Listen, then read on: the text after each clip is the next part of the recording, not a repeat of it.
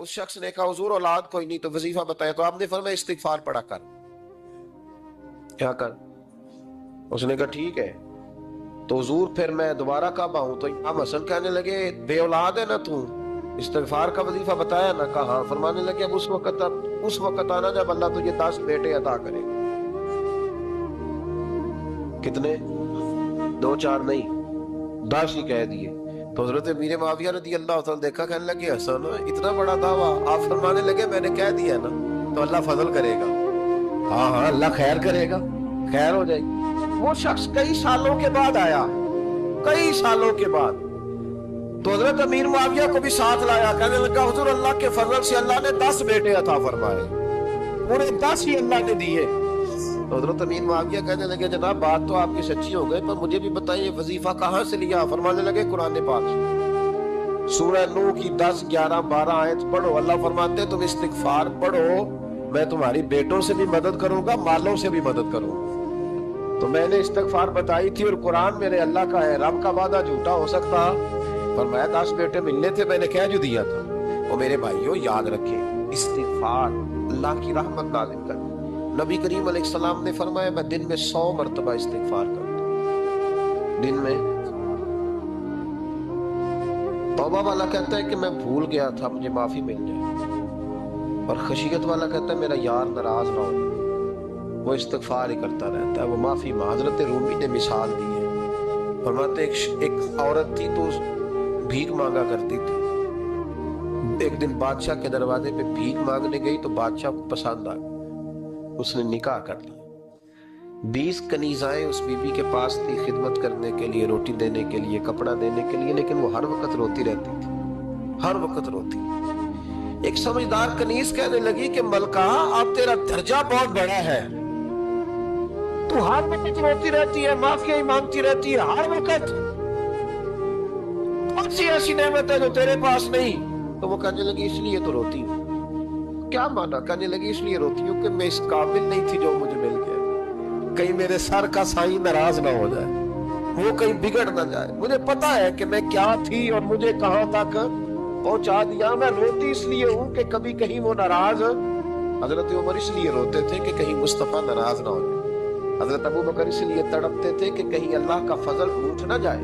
ये जो मौला अली अपने कमरे में बैठ के जोर जोर से इस्तिगफार पढ़ते, तो इसलिए नहीं कि बड़े पाप थे जिनकी माज़अल्लाह माफी मांगते थे, इसलिए कि रब रसूल कहीं नाराज न। तो याद रखे इस्तिगफार, कई चीजों पे इस्तिगफार होता है, कई चीजों, और इस्तिगफार का नफा मिलता है। क्या नफा मिलता है?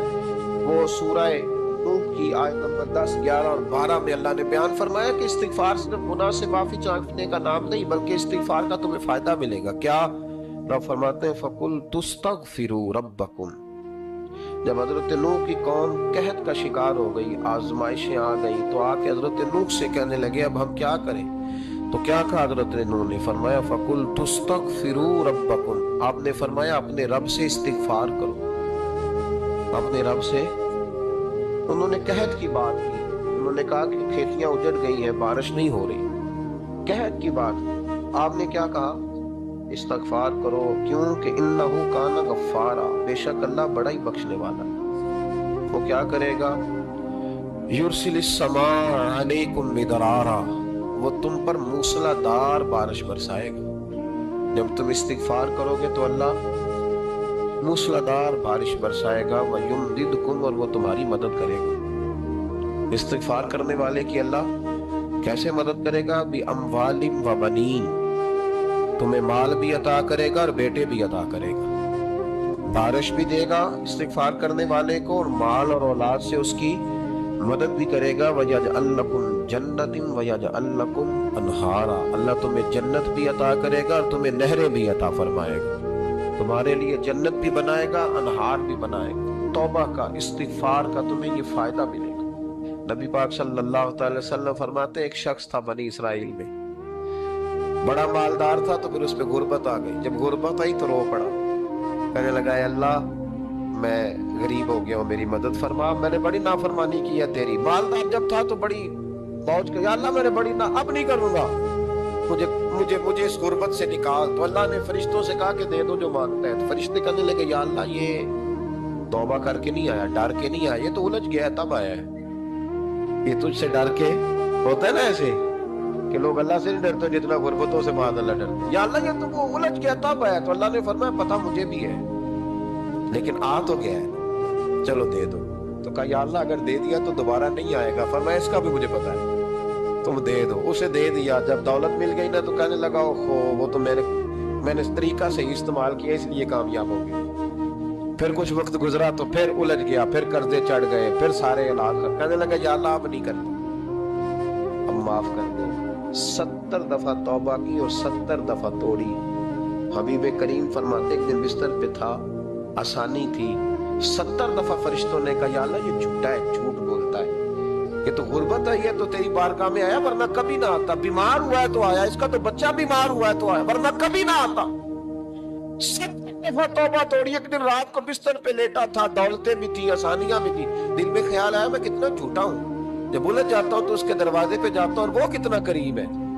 मुझे खाली नहीं लेटा था, तड़प उठा, आंसू निकल गए, उठ के मुसल्ले पे खड़ा हुआ तो रब करीम ने फरिश्तों से फरमाया खोल के देखो दरवाजे, आज ये गुर्बत की वजह से नहीं आया, आज मेरा बन के आया है। तो या अल्लाह पहले तो दौलत देता था, आज क्या देगा? तो महबूब फरमाते, अल्लाह फरमाते अपने इसे बगैर हिसाब किताब जन्नत में आते रहो। इस्तिगफार करे, उसके हुजूर हाजिरी दे।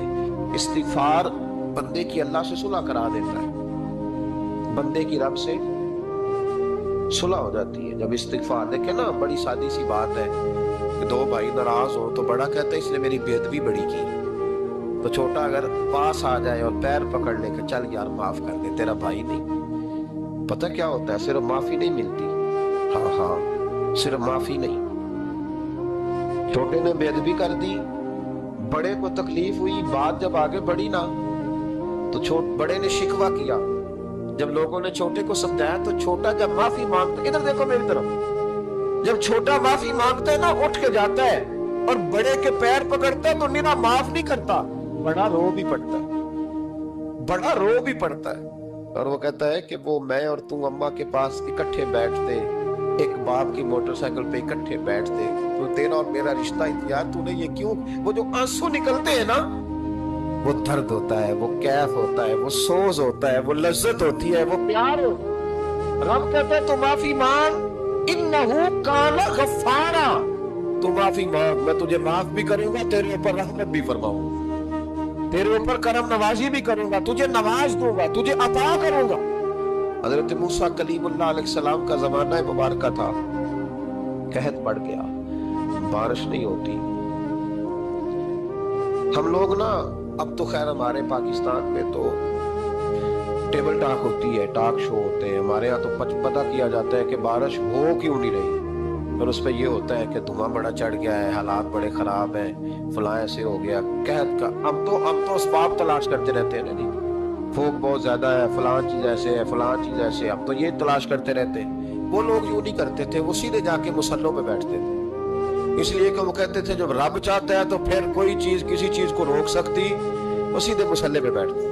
आला हज़रत रहमतुल्लाह अलैह के पास एक मौलाना मोहम्मद हुसैन आए, वो फल्कियात के बड़े माहिर थे, तो आला हज़रत ने फरमाया जरा सितारों का हिसाब लगा के दिखाओ बारिश कब होगी। कहने लगा पूरा महीना तो नहीं होगी।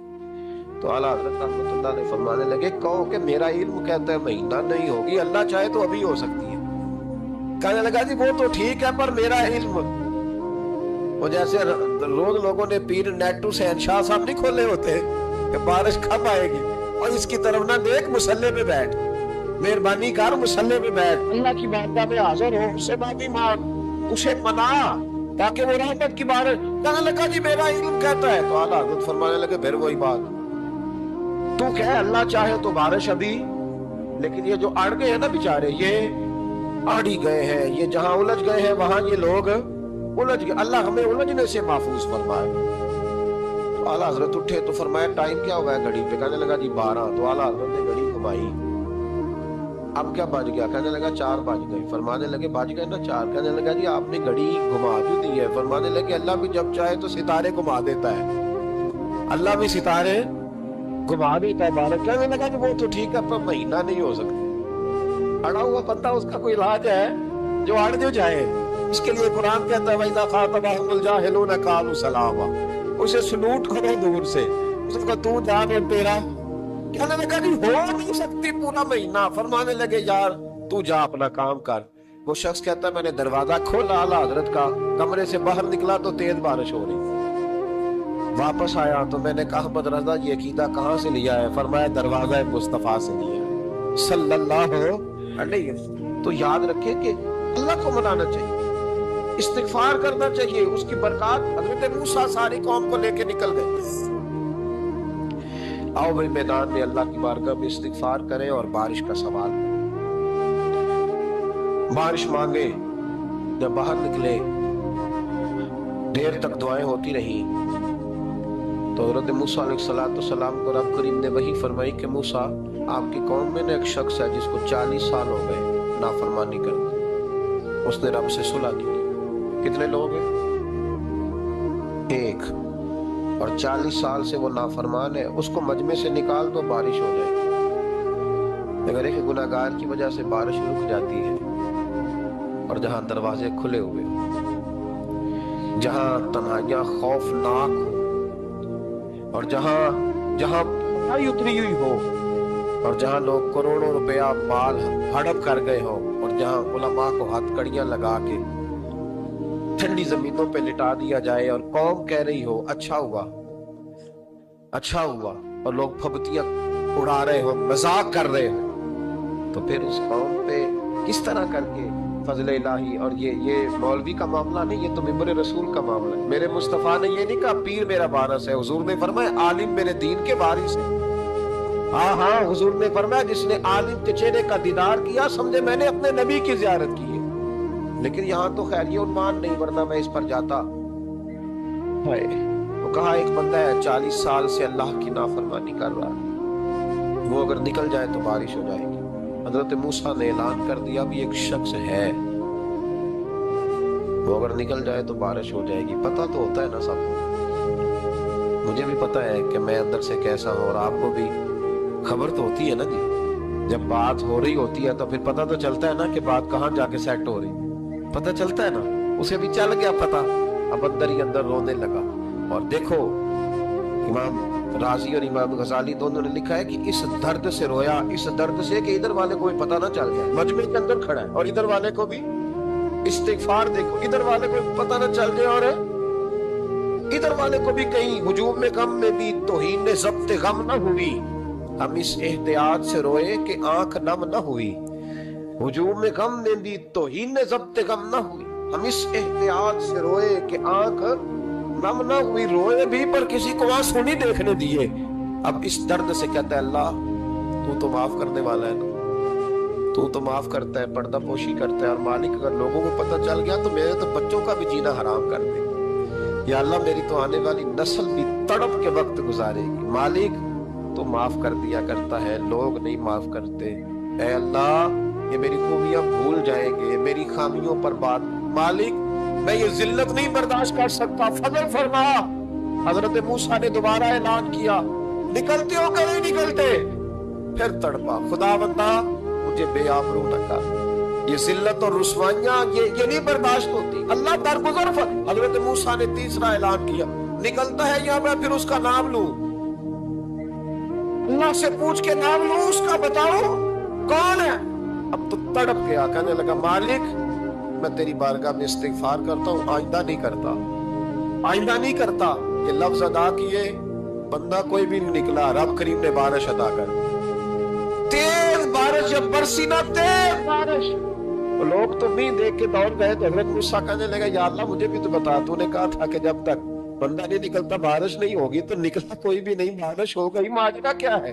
تو رب کریم نے فرمایا موسیٰ بس اس نے مجھ سے صلح کر, اس نے مجھ سے صلح کر لی. اور امام غزالی نے لفظ لکھے حضرت موسیٰ نے پوچھا, حالانکہ اللہ اپنے نبیوں کو غیب کے خزانے دیتا ہے, پوچھا کہ اللہ مجھے اس کا نام بتا دے. تو رب کریم نے فرمایا موسیٰ جب گناہگار تھا تب نہیں کسی کو بتایا, جب پاپی تھا تب نہیں بتایا, جب مجرم تھا تب نہیں بتایا, اب کیسے بتا دوں.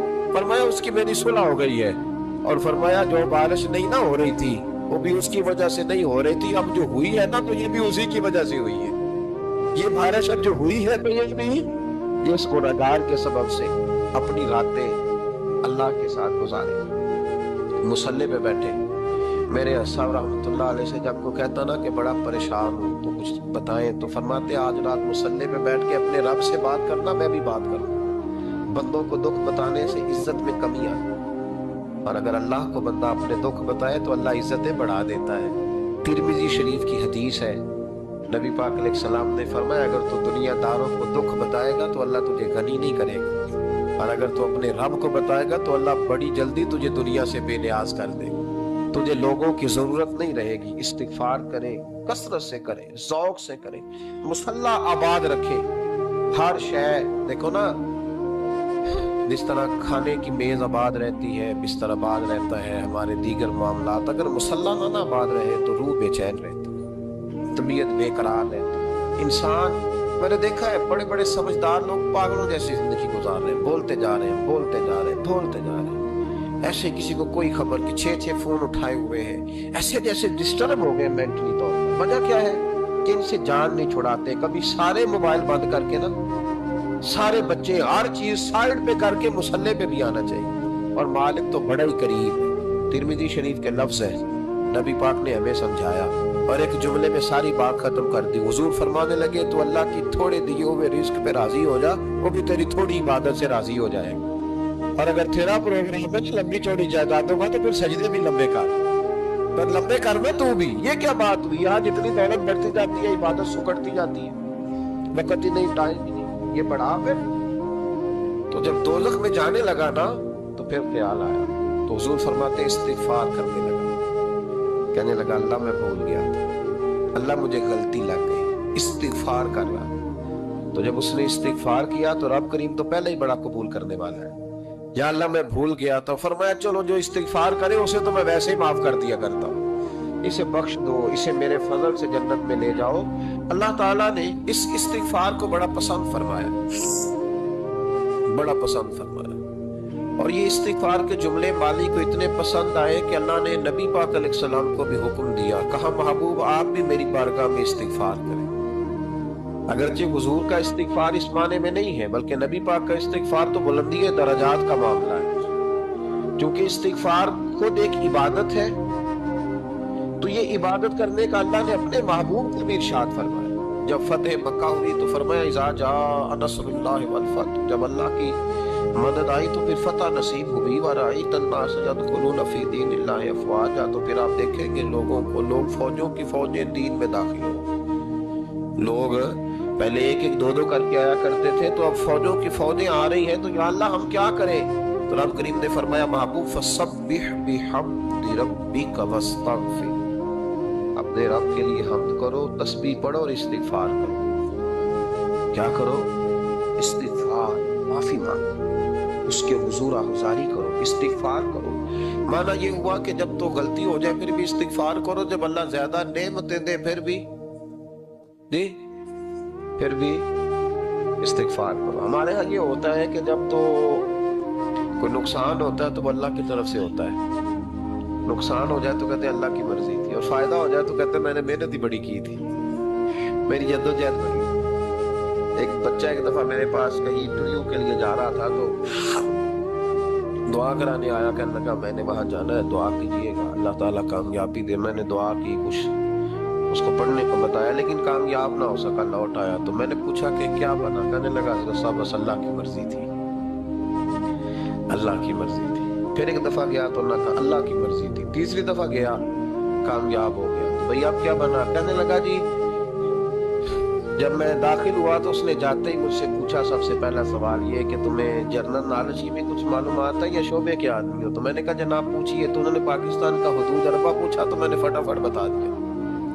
फिर उन्होंने मुझसे पूछा कि ये जो मीनार पाकिस्तान है इसकी तजवीज़ किस शख्स ने दी थी? तो मैंने फटाफट उसका भी नाम बता दिया। फिर शॉर्ट हैंड के एक दो सवालात उसने किए तो वो भी मैंने बता दिए, तो अल्हम्दुलिल्लाह कामयाब हो गया। मैंने कहा बेटे जब तू नाकाम हुआ था तो अल्लाह की मर्जी थी, और कामयाब हुआ है तो मैं लगा दिए, अब अल्लाह की मर्जी किधर गई?